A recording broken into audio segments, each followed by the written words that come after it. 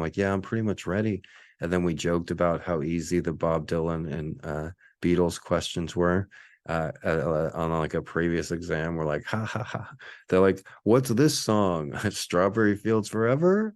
Strawberry Field. Like really easy, simple, like stuff that both me and him knew Bob Dylan and the Beatles, like that. But these cards I was showing him, and on each of the flashcard, I had drawn a crazy picture or done in special font, because that's a way to, when you're studying for upper echelon exams, that's a way to create a mnemonic device if you want to remember a lot of information.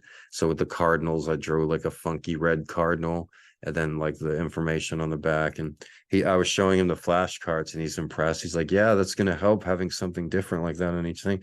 And then we went through the flashcards together for a second, me and the art history professor that was in the class, the history of rock and roll class. And I felt like I was stronger than him, because I had like maybe 100 cards, and we would go through, and unless he was just joking and like he didn't know all answers. But if we were competing with the flashcards, then I had scored better than him. But at one point during the class, like I said, I said I know more than an instructor, but there was a point in the class where I was listening to the college radio station, or the Austin radio station, on the way to class, to the history of rock and roll class. And we were studying Bob Dylan, and the instructor was like, Bob Dylan is, 70 something years old, and he's still touring. And then I'm like, and I had heard on the radio that he was headlining the ACL festival. And then so I shouted out, I'm like, yeah, he's headlining ACL. And then a couple of the kids laughed, huh? And then he's like, Bob Dylan, ACL? I don't buy that. Let's see. I got a computer. And he's all boomer style, like, I discovered Google, and then I'm like sitting there, good. I fucking love Google. Me and Google. Ugh. But then he looks it up, and he's like, huh? He's actually right. And I remembered that too. I made sure to remember that the instructor was like, he's actually right. Because I hate it. Before Google, people just wouldn't believe me. I'd be like, there's 350 million Americans. To be like, what? He doesn't know. Look at his glasses. What the fuck does he know?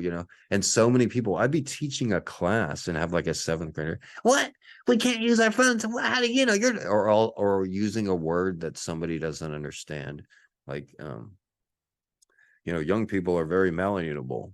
What? Now you're just making up words. That's the most insulting thing that I've heard a dozen or more times in my life. When somebody accuses me of making up words, it's like, no, motherfucker, you're just fucking stupider than I am. I just have something, what you would call a larger vocabulary. Vocabulary, what? He's just making shit up. But yeah, that's something that happens a lot. And I've dealt with it my whole life. I'd walk into a college honors class at the University of Texas, and people would literally start laughing. And so you can't, change how people see you. Well, you can't change how people see you. So fucking wear broken glasses. No, somebody like me, an artist, like I judge individuals on their behavior and not their type of dress, or but type of dress is part of nonverbal communication.